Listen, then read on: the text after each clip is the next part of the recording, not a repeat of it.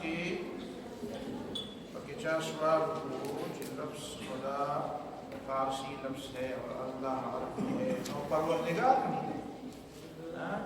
پروردگار سلف پالون کے سلف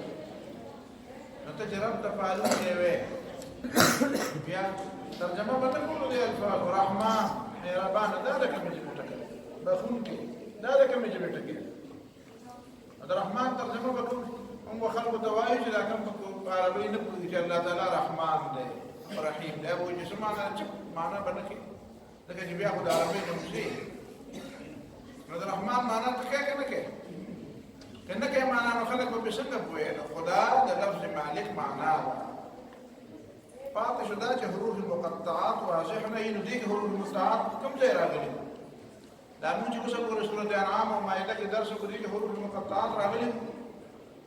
چې کوم پکې راغلي و هغه نه پوهېږي او چې کوم پکې نه دي راغلي د هغې تپوس کې او نماز به اگر امام پیچھے نو دا مسئلې چې ته تپوسې نو دا د فقه مسئلې بل ځای کې نه تپوسلی کېږي د بل چا نه شي تپوسلی کېدی دا څنګه ما په خیر په دې نه پوهېږي چې څه وایو موږ وزم زه ځان ته به په خیر دی ما ته ښکاري څوک پوهېږي ناسې په دې سرونو کې دي ځکه چې دا سوالونه نو دا سوالونه د دې معنا دا ده چې زه چې څه وایم په هغې څوک نه پوهېږي خو هر سړی د خپل ذهن هغه مطالعه کوي نو ضعیف به داسې کوي نو ستاسو داسې خوښه ده والله اعلم ځان ته په کالج کې خپلو ملګرو ته قارې یم چې تاسو شلم پاس شئ دا ورته زه د قار نه وایم او د دغه نه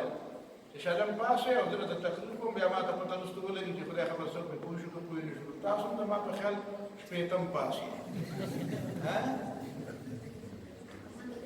دا صورتحال وي که نه که دا صورتحال وي نو بیا به څنګه چلي دا زه چا ته لګیا به بیا ځان لا د خیر ذلكم الله ربكم لا إله إلا هو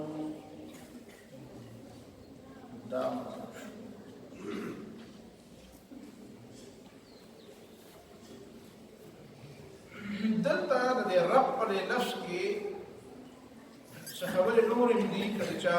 ذهن په کار کوي نو چې ویې وایم بهرحال زه به وایم د چا ذهن خو په کار هغه دا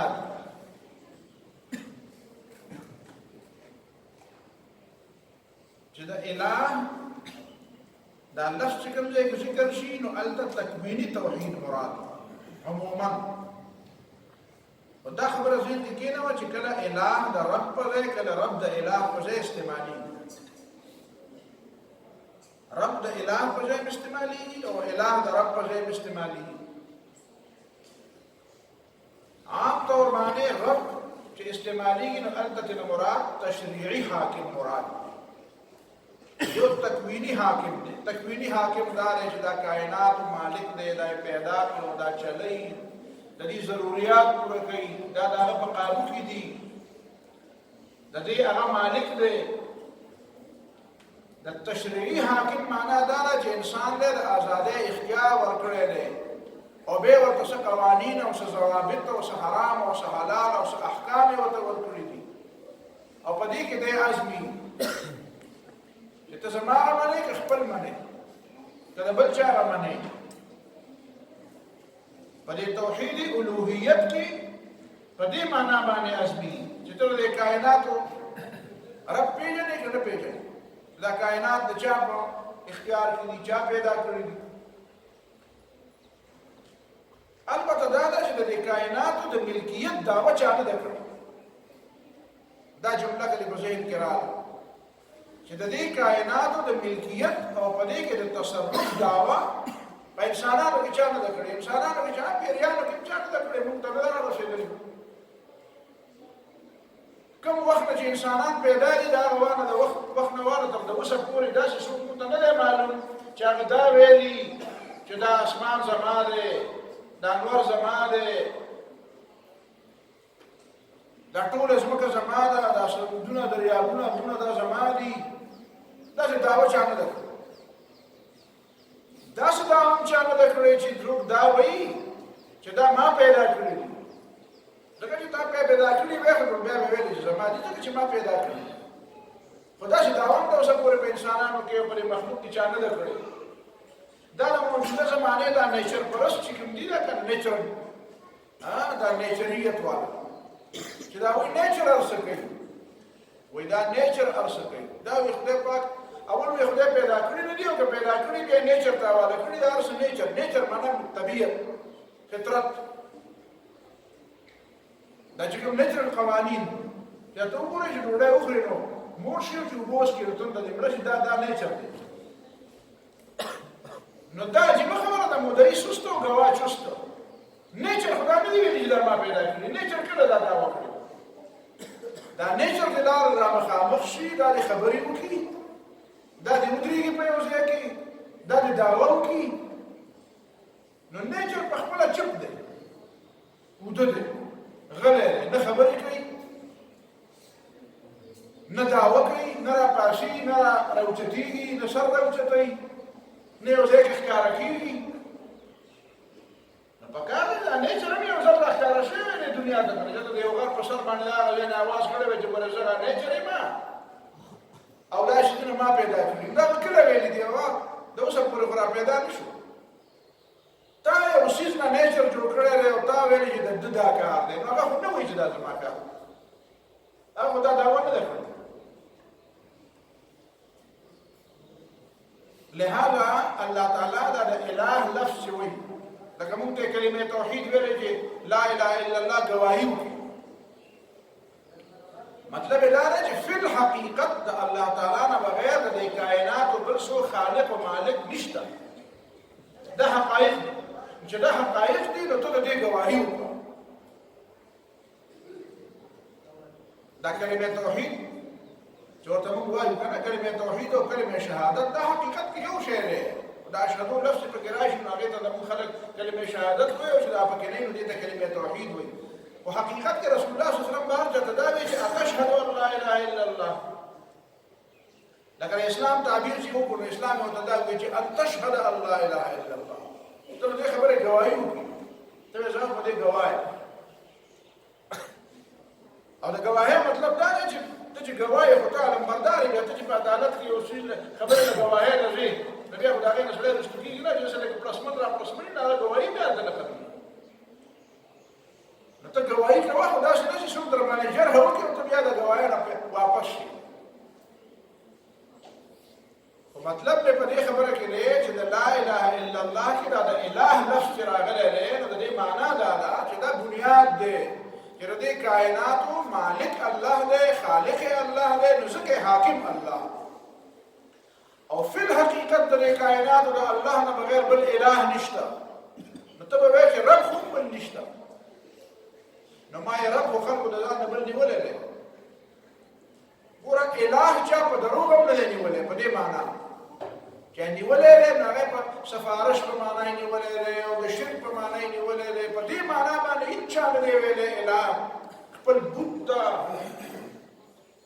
لات و منات و عزا ته په هېچا په دې معنا اله نه دی ویلی چې دا د اسمانونو د ځمکو خالق دی دا د اسمانونو د کائناتو مالک دی دا په د اسمانونو او کائناتو کې د ده تدبیر او د ده منصوبه چلېږي او دی چلی او دی ورله روزي ورکوي او دی ورله ضروریات پوره کوي په دې معنا باندې چا نه دي وی هؤلاء شفعاؤنا عند الله ما نعبدهم الا ليقربونا الى الله زلفى ځکه تا ته وایي چې دا اله نو حقیقت دا دی چې دا جمله خبریه ده لا اله الا الله جمله خبریه ده انشائیه نه ده جمله خبریه ده خو ته د دې جملې خبریې ګواهي ورکړه فی الحقیقت په کائناتو کې د الله نه بغیر بل اله نشته چې په دې پوه شو نو بیا په دې بله جمله مو ځان پوهوه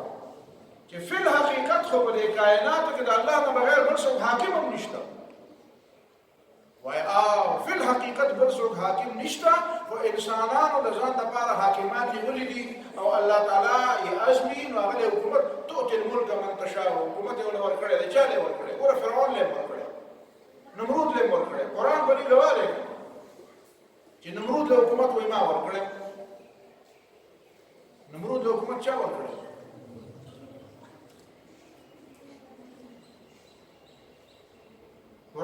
جواب دی ان آتاه الله الملك الم تر الى الذي حاج ابراهيم في ربه ان آتاه الله الملك د ابراهيم عليه السلام سره جګړه څنګه کوله او باس څنګه کوله چې ان آتاه الله الملك الله تعالی باندې صبر کړی حکومت ورکړی نو دا حکومت مراد څه مطلب دی چې خدایي ولا ورکړی و د کائنات خدایي ولا ورکړی و نه د خلکو په شکل باندې حکمرانی ولا ورکړی د خلکو په شکل ولا څه ورکړی و قل اللهم مالك الملك تؤتي الملك من تشاء د ټول کائنات بادشاہي د الله دا او د دنیا د حکمرانی کړي چې دا ورکړي کله چې دا اخلي نو چې چاله ورکړي نو گویا کې هغه د حاکمیت معنا هغه ته ملاو شي خدا حاکمیت دروغجنی دا غلطي حاکمیت خدای الله تعالی دی ها انسانانو کې دا خبره ده چې د الله تعالی د حاکمیت د فریم تحت یو سړی بیا حرام او حلال مقرر کولی شي دا چې کوم دا باندې خلک په خبره نه پوهېږي ګډې وډې وایي په دې کراچۍ کې دا تصوف دي وایي ځان ته موږ ځان ته مسلمین وایو وایي تاسو مسلمانان یو موږ مسلمین نو د دې مطلب دا دی چې تا ډوډۍ نه خوړې نو خبره چې ته د مسلمین او د مسلم په معنا نه په عربۍ کې وایي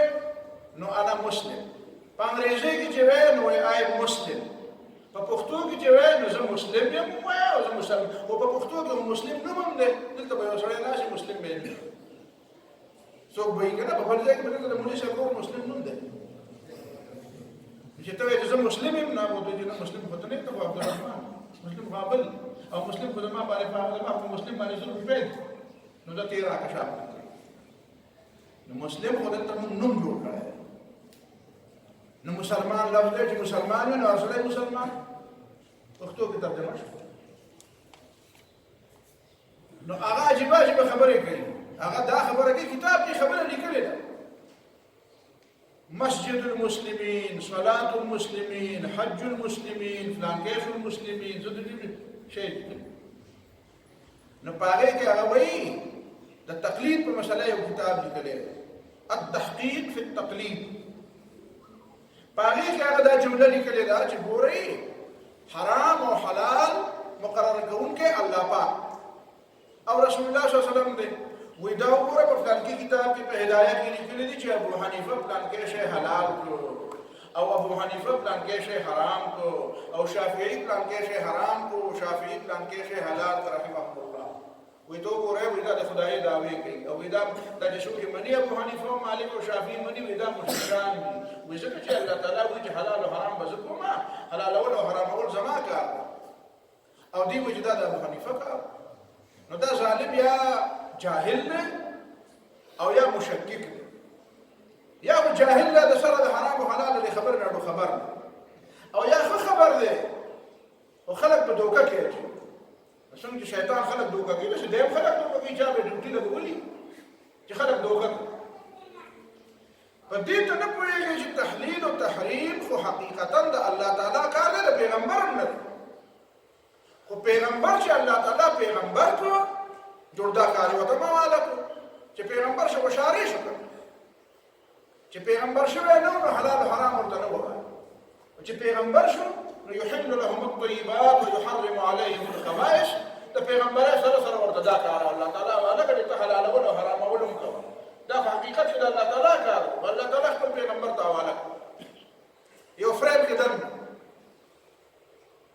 پاتې شو دا خبره چې امام ابو حنیفه او امام مالک او نور علما دی ولې وایي چې دا شی حلال دی او دا شی حرام دی نو د دې معنا دا نه ده چې هغه وایي چې زما د الله تعالی حرام او ته حلال وایم یا د الله تعالی حلال او ته حرام وایم دا خو یو امام هم دا کار نه کړی دا کار خو یو امام هم نه دی چې الله تعالی کوم شی حرام کړی او امام ورته حلال ویلي او الله تعالی کوم شی حلال کړی او امام ورته حرام ویلي زبستانه تاسو کوم دا ته وای رسول الله صلی الله علیه وسلم د دې صاحب له تاسو کوم تاسو دې تاسو کې چې نبی له صلوات و سلام پښو ته حلال ویلي دي حرام مال ته حلال ویلي که حرام نبی له سلام حدیث ما ته وخی چې مال ته څه ویلي مال عام خبره براته نه کوي عام یره دا خبائث او دا به نه ویل سپیسیفیکلی د مال ته پوښتنه سپیسیفیکلی د پیشو تپوس کو پیشو حلال ده که حرام د اتي تپوس کو په حدیث کې راغلی دی اتي حلال ده که حرام نه ماته په حدیث کې یا به راته وایي چې حدیث کې وایي چې اتي حلال ده او یا به راته وایي چې حدیث کې دا دی چې اتي حرام شاه به زر راته حدیث ښایي نو چې په کوم ځای کې قرآن او سنت خاموش دي او د خلکو سره واسطه ده د یو خبرې سره نو خلک به د عالم نه تپوس وکړي چې پیشو حلال ده که حرام نو امام ابو حنیفه رحمت الله علیه دې ته وکتل چې پیشو څه دی حرام وایي دا حرام او لیث ابن سعد د امام ابو حنیفه رحمت الله علیه د زمانې سړی و هغه وایي پیشو حلال هغه وایي څه دی وایي پیشو حلال نو د یو ته په ذهن کې یو دلیل راغی د هغه دلیل په بنیاد خبره وکړه بل ته په ذهن کې بل دلیل راغی د بل دلیل په بنیاد خبره وکړه اوس د دې مطلب دا نه دی چې امام ابو حنیفه ورته حلال وي حرام وي پیشو ته نو که چا ورته حرام ویلي نو دا به خرابېږي لکه د الله تعالی حلال ته چې حرام ویلي جامع بیان العلم د ابن عبد البر مالکی مشهور کتاب جامع بیان العلم وفضله پاغي کې هغه د یحیی ابن معین او د نور علماء قول نقل کړی هغه وایي ما برح اهل الفتوى يفتون خلق د علماءونو د فتوو تپوسونه کوي علما فتوی ورکوي نو فیحل هذا ويحرم هذا یو عالم یو شي ته حلال وي او بل عالم د بل دلیل په بنیاد باندې هغه شي ته حرام وي فلا يرى المحل ان المحرم هلك لتحريمه وجما وتحلال وي یو عالم ورته حلال وي نو داغه دا عقیده نه چې کچا وته حرام وي نو دی غرق شو او ګناهګار شو کافر شو ګناه کبیره وکړه ولا يرى المحرم ان المحل هلك لتحليله وکبل ورته حرام وي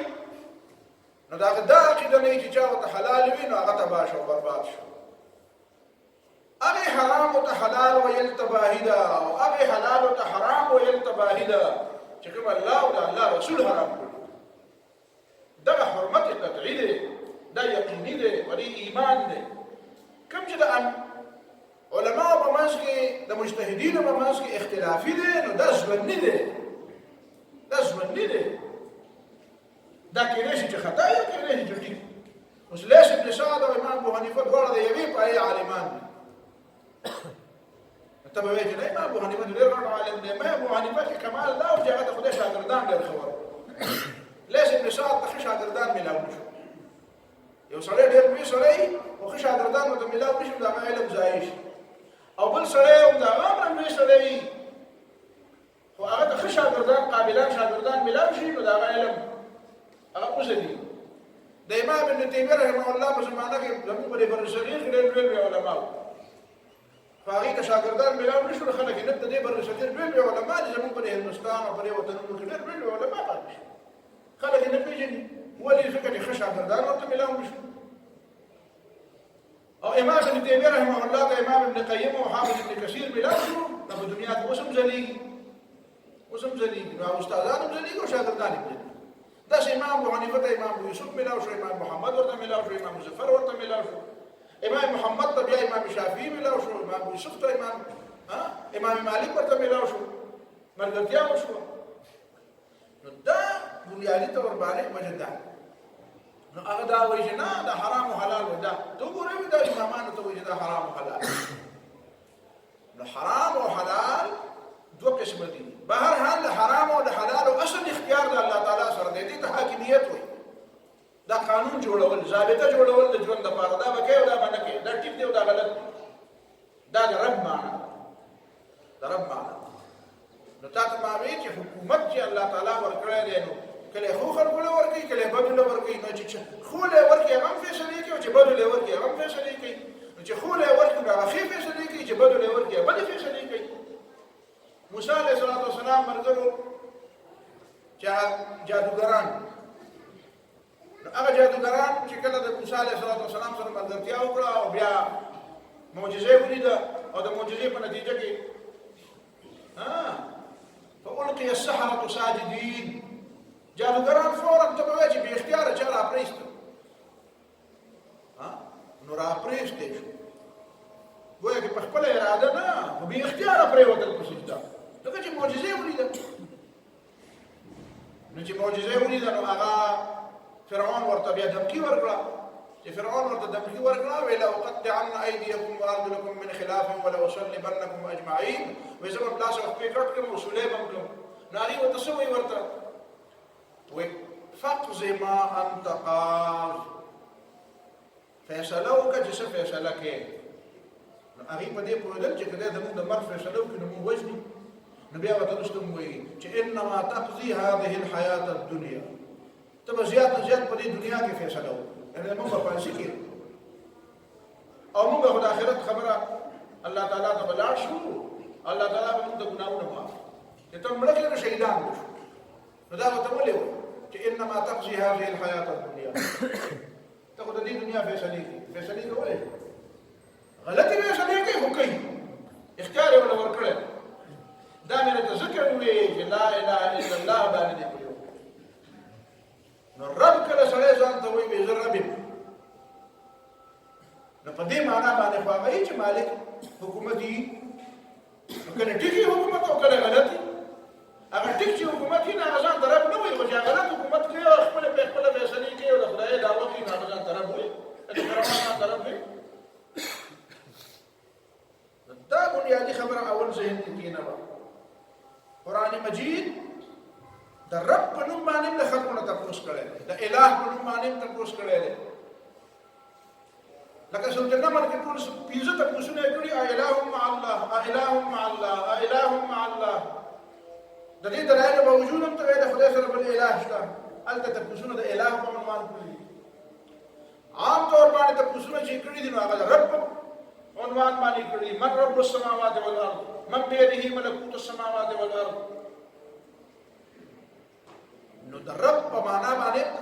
او د اله په نوم ته په دې دواړو تپوسونو کې ځان نه مطلبونه دي د اله په نوم چې تپوس کوي نو مطلب یې دا دی چې چونکې د دې کائناتو پیدا کوونکی د دې کائناتو مالک په دې کائناتو کې تدبیر کوونکی د دې ضرورتونه پوره کوونکی د هر چا تربیت کوونکی هر شی اوچتوونکی خپل منزل ته خپل بلوغ ته میچورټي ته رسوونکی دا یو الله نو چې دا کارونه الله تعالی کوي نو بیا خبره ده الله تعالی ولې نه مني او د رب په نوم چې تپوس کوي نو بیا ورته وایي چې حقیقي حاکم څوک دی حقیقي اختیارمند څوک دی نو کله کله دې د رب جواب ونکړي د اله هغه جواب کله وکړي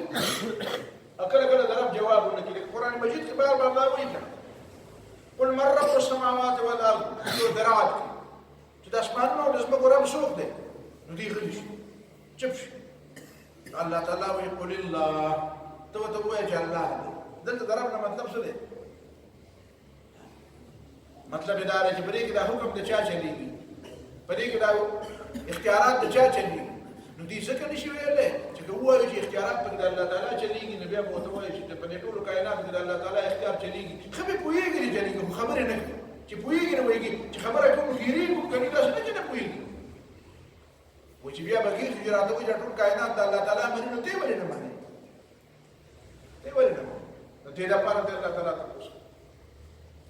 دې نه علاوه چې تاسو ګورئ بیا پسې نورې خبرې داسې دي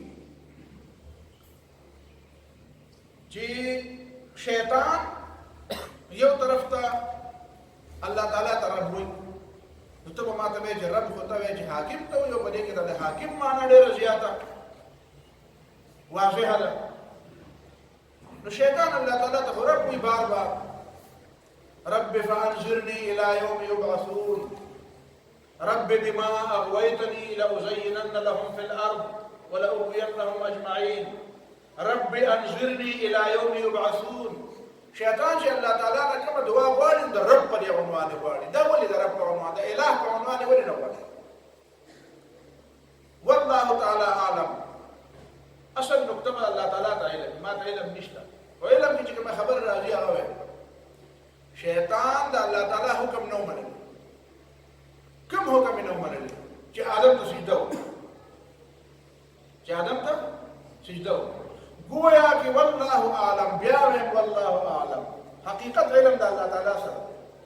وخکاری داسې چې دا شیطان الله تعالی ته دا ښکاره کوي چې زه داسې نه یم چې ستا خبره نه منم ستا د سجدې سجدې نه خو انکار نه کوم تا ته د سجدې نه خو انکار نه کوم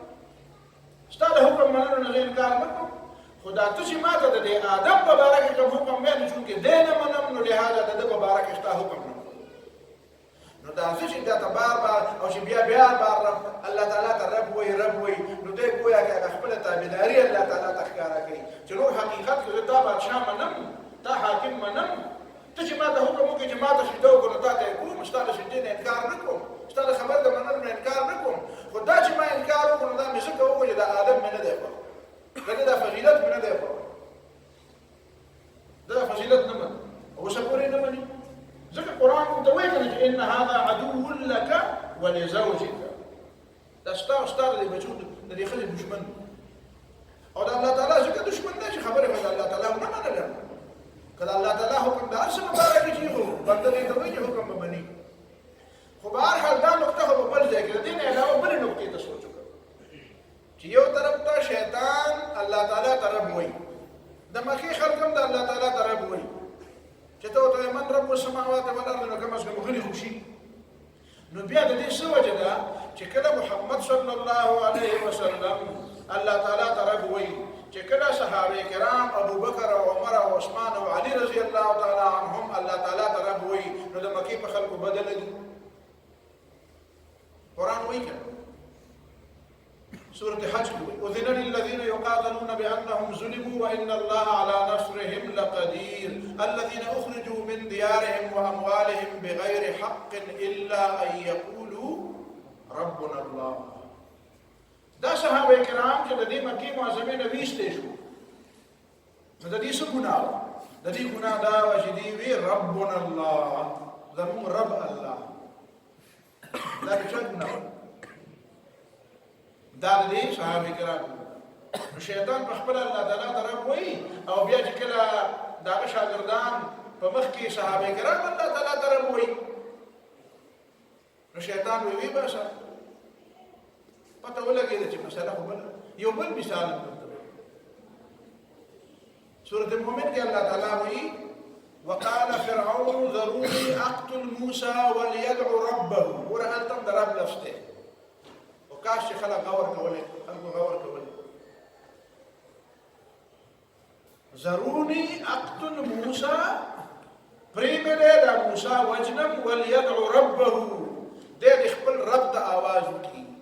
ځکه دا مسله ده د جګړه د رب په لفظ کې ده چې رب زېمه که رب د دغه رب نو زه ده خو ځان ته ویلي وکړه چې انا ربکم الاعلى نو ده وی چې زه د موسی داسې نه وی چې وليدعو الهه جګړه د دې رب پرې معنا کې ده وليدعو ربه او ګوره دا ربه ټکې په د دې لفظ د مخکیني لفظ سره دا مناسبت دی د دې وروستني لفظ سره یې مناسبت دی دا د رب دا لفظ ولې دلته استعمال کړی وليدعو ربه خپل رب ته د آواز وکړي ځکه چې انی اخاف ان یبدل دینکم زه یریږم چې ستاسو د دې مصر نظام خرابوي پته ولګېده چې دا د هغه رب ربوبیت مني چې کوم رب دا نظام نه مني او زه چې د خپل ربوبیت کومه خبره کوم او خدایي کوم نو د هغې معنا دا ده چې نظام به زه چلوم تاسې پې پوه نه شوئ وليدعو ربه ولي اني اخاف ان يبدل دينكم ستاسو دین بدل نو دین د فرعونانو څه دین منځونه کول تهجد کول تلاوتونه کول روزې نیول ته خو دین دی ته ها نظام یادوي د فرعون النظام هغه ويذهبا بطريقتكم المثلى ان هذان لساحران يريدان ان يخرجاكم من ارضكم بسحرهما دا دواړه نه دي د موسی علیه السلام دا د خپل جادو په ذریعه تاسو د حکومت نه اړئ ويذهبا بطريقتكم المثلى او چې موږ دواړه نه یو نو دا بهترین سیستم او دا نظام او دا به کوم ځای دی دا بهترین نظام چې موږ نافذ کړی دی هغه ته خدا بهترین ښکاري شیطان ته د شیطاني کار ښه ښکاري نو التم دارې چې ګوره موسی علیه السلام نو رجل مؤمن را پاسېده رجل مؤمن څه وایي ګوره رجل مؤمن څه وقال رجل مؤمن من آل فرعون يكتم إيمانه أتقتلون رجلا أن يقول ربي الله التغم ده رب خبره تاسو یو سړی په دې ګناه وژنئ چې هغه وایي زما رب الله دی. نو ګوره دا د رب لفظ چې دی که نه دا د جګړې بنیاد دی. دا جګړې په دنیا کې د دې لپاره جوړې دي. دا د موسی علیه السلام خلاف د فرعون دا خبره د دې لپاره جوړه چې د رب پر معنا کې چل دی. د رب څه معنا خو داسې ده چې هغه شیطان دی. د رب څه معنا داسې ده چې هغه د مکې کافران هم مني. خو څه معنا یې داسې ده چې هغه نه شیطان مني او نه فرعون مني او نه د مکې خلک مني او نه په دې زمانه کې څه مسلمانان دي. ځکه یې چې اني اخاف ان يبدل دین. رسول الله صلی الله علیه وسلم چې مکه معظمه کې وو او دا نضر ابن حارث ولګېد او دغه د مړی ته څادر واچو.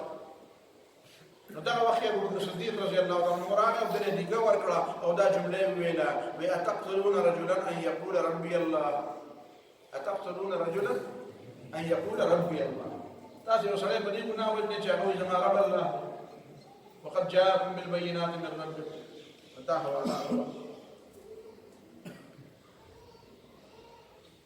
اوس دلته پته ولګېده یو دوه مثالونه ته نور هم ووایم. سورت انبیا کې چې د حضرت ابراهیم علیه السلام مناظره ده د قوم سره او د خلکو سره، هغه په عنوان د رب ده. ولې؟ دوه خبرې دي. نو یو طرف ته د قوم سره خبره کوي، بل طرف ته د بادشاه سره خبره کوي. یو ځای کې عنوان د اله استعمالي، بل ځای کې عنوان د رب استعمالي. تاسو ګورئ نو ابراهیم علیه السلام څه وایي چې قال بل ربكم رب السماوات والارض الذي فطرهن وانا على ذلك من الشاهدين. دا نو دلته د رب خبره ربكم رب السماوات والارض الذي فطرهن. او دلته پرون تا وی چې دا مناظره او د قوم سره بحث کې نو په هغه وخت کې سوي هذا ربي هذا ربي هذا ربي او دا غنه مخکې د اله لفظ راغلی. پرون تا هغه کې خبره درکړه. وكذلك نري ابراهيم ملكوت السماوات والارض. دا غنه مخکې وإذ قال إبراهيم لأبيه آذر أتتخذ أصناما آلهة. دا إله په نوم باندې خبره کوي او د رب په نوم باندې خبره کوي. ځکه چې هلته دواړه قسمه خبرې دي. هلته خلک ننار و شماش ته سجدې کوي، نور سپوږمۍ ته سجدې کوي. او بادشاهي د چا مني؟ د نمرود مني. او د نمرود د بادشاهۍ معنا څه وه؟ د نمرود خپل اصل نوم څه و؟ دا نمرود خو موږ په عربۍ کې د نمرود وایو. دا په حقیقت کې دا لفظ و اورنمو. اورنمو اور ته دغه خار نومو او نم او نن دا د سپوږمۍ نوم. نو مطلب یې دا دی چې د دې اور خار هغه باشنده چې د هغه سپوږمۍ او د هغه انور سره خصوصي تعلق دی چې کوم ته تاسو خدای وایئ او ورته سجدې کوئ، نو که هغه ته سجدې کوئ نو زما به حکم منئ. دا سرداري او بادشاهي چې کومه دا اکثر د مذهب په نوم باندې ګورئ. دا د مذهب په نوم باندې د ابوجهل سرداري د مذهب په نوم نه وسه. مذهب مني خو د مذهب حاکمیت نه مني. ابوجهل چې راته بدر ته د بیت الله پردې ونه نیولې لکه ته چې چېرته ځې او کاروبار لري صاحب له دوکان ته ځې که څوک بینک ته ځي نو هغه هم تسبیح په لاس کې نیولي. ای خدای یادونه تاسو په خبره پوهېږئ. جګړه په دې نه ده چې مذهب مني که نه مني. جګړه په دې ده چې د مذهب مداخلت په اجتماعي معاملاتو کې مني که نه مني. مذهب خو ابوجهل هم منه، بیت الله یې نه منه. د بیت الله پردې وي اللهم ان كان هذا هو الحق من عندك فامطر علينا. یو ځل دا وی بل ځل وی خدای پاک په دې دواړو کې یو فریق ته چې کوم تا ته ډېر نږدې هغه فتح وکړي. چې مذهب جګړه نه ده یوازې د مذهب جګړه ډېرې کمې دي. مذهب خو دغه نمرود هم منه. اورنمو چې کوم ستوري سپوږمۍ او کوم نور ته تاسو خدای وایئ د هغه خدای سره وایي زما پټ تعلق دی چې هغه چې زما حکم منئ نو هغه به هم درنه رضا کېږي. او د ابراهیم علیه السلام تا ته داسې ښکاري چې ته جوړې د بوتان ماتول او د بوتان داسې کاڼي او ته به هم ورشې دلته به کاڼي مات کړې. دا داسې چل نه و. ابراهیم علیه السلام ابراهیم علیه السلام دی، تا نه دی پېژندلی. دا بوتان چې هلته کې موږ که نه نو دغه منجوران دا حقیقت کې حکمرانانو دا سرکاري بتخانه وه د نمرود د حکومت تحت د دې دا سرکاري بتخانه وه د دغه بت په سر باندې د تبر ګزار کول داسې وه لکه د نمرود په سر د تبر ګزار کول د نمرود په سر د تبر ګزار دا د هغې نه جدا شی نه و دا قرآن داسې مقرر کړی یو سړی ورغی او کاڼي مات کړل او په قرآن کې به دا داسې نه ده دا کاڼي ماتول نه و دا تا ته داسې کاڼي ماتول ښکاري دا خو داسې ولې د بادشاه په سر ګزار کله کله ګزار انډایرکټ خبره مې نن پرون په بخاري په درس کې خلکو ته ووایي چې ډایرکټ او انډایرکټ چېرته به یو ځل تعلم مقرر شي موضوع به وچېړم چې د خواتینو کردار ډایرکټ دی که انډایرکټ دا انډایرکټ ګزار ډېر خطرناک دي موسی علیه السلام فرعون هم و دې خوا او دې خوا دریاب هم نو د فرعون په ځای باندې خلکو خو به دا خیال وي چې لکه لاټۍ د سر د فرعون د سر دی راواچوه د فرعون د سر دی راچولي وي نو فوج به بچ شوی فوج به څه شوی دغه به دغه لاټۍ به به دی لګېدلې نو د ده سر به مات شوی خو چې دریاب بیا راواچوله نو سره د فرعون یې پکې غرق الله تعالی ورته ویل او د خپل ځان یې خو نه راچوله که نه دا دلیل ته مه وایه دا ځکه چې هغه الله تعالی ورته ویل چې دا فرعون دی د دغه دی راواچوله دریاب یې راواچوله تاسو په خبره ورسېدئ چې دریاب یې راواچوله نو څوم چل شو سره د لښکر نه ډوب شو نو دا انډایرکټ ګزار ډېر خلکو دا ډایرکټ ګزار دی کله کله به ډایرکټ ګزار پکار وي کله به انډایرکټ کله به بلواسطه ګزار پکار وي کله به بلاواسطه ګزار پکار وي نو هغه الله تعالی نه رهنمایي غواړي چې الله تعالی د رهنمایي کې چې په کوم ځای کې سیده ګزار وکړم او په کوم ځای کې مقوس ګزار وکړم کله کله داسې سیده ګزار کړي او کله داسې هغه داسې شورت شوټۍ غوندې داسې بره لاړ شي او بیا داسې ښکته راکړي نو بس دا طریقې دي جدا دي د غر نه شاته ګزار کوي خو بیا ورته دغه شی نو دا بنیادي خبره شوه بل مثال د سورة کهف د بني اسرائیل مبارک ګوره د بني اسرائیل نه د اصحاب کهف مبارک اصحاب کهف د هغې واقعات هم لږ سوچ دا خبره دا مثال بل مثال اصحاب کهف چې دي که نه هغې دوه دا هلته دا دوه خبرې ډېرې زیاتې واضحې دي اصحاب کهف څه چل کوي میله ده ټیله ده بتپرستي ده څه دی شرکیات دي یو کس راځي هلته د ونې لاندې کښېني چې دا شی خو غلط دی بل خس راځي هلته لاندې د ونې لاندې کښېني بل راځي هلته کښېني پنځه شپږ اووه کسان هلته جمع شي هر یو په ذهن کې یو ناوه ده یو جذبه ده یو نفرت دی د کفر او د شرک نه خو لا خبرې نه کوي اخر کې یو بل سره خبرې وکړي څنګه راغلی یاره داسې زړه خو ماته ټیک نه ښکاري زه خو په دې وجه راغلم زه خو په دې وجه راغلم نو ګوره یو طرف ته د یو بل سره خبرې کوي نو هلته څه وایي یو بل سره چې خبرې کوي یو بل سره چې خبرې کوي وایي هؤلاء قوم اتخذوا من دونه آلهة لولا يأتون عليهم بسلطان بين وایي زمونږ دې قوم ته وګوره اتخذوا من دون الله آلهة هلته د اله عنوان وایي اله عنوان چې دې خلکو له الله نه بغیر نور خدایان نیولي چې کله بیا د بادشاه مخې ته ودرېږي نو بیا څه وایي اذ قاموا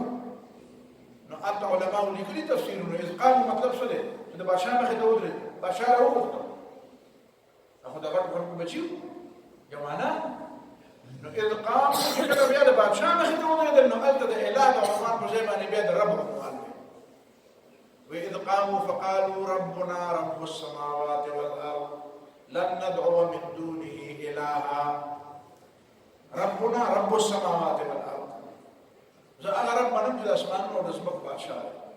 او لن ندعو من دونه إلها اوس که ته ما ته سزا م راکړې او ما ته څه ویې نو زه به هم هغه رب ته آواز کړم بل اله ته آواز هم نه کوم ته به ما ته سزا راکړې چې سزا څوک چا ته ورکوي نو خلک به چا ته آواز کوي که نه چې آواز ورته کوي نو هلته بیا د اله لفظ ډېر مناسب دی چې ته ورته غیبي آواز کوي نو دې لپاره کوم عنوان مناسب دی د رب په ځای د اله عنوان نو لن ندعو من دونه إلها لقد قلنا اذا شططا پدې نقطه ورسېږي په هغه ورسېږي بیا افسوس کوه یو بله نقطه ذهن کې کښېنوه هغه دا ده چې دعاګانې چې قرآن کې الله تعالی موږ ته ښودلې دي هغه زیاتې د ربنا او د ربي په دې عنوان باندې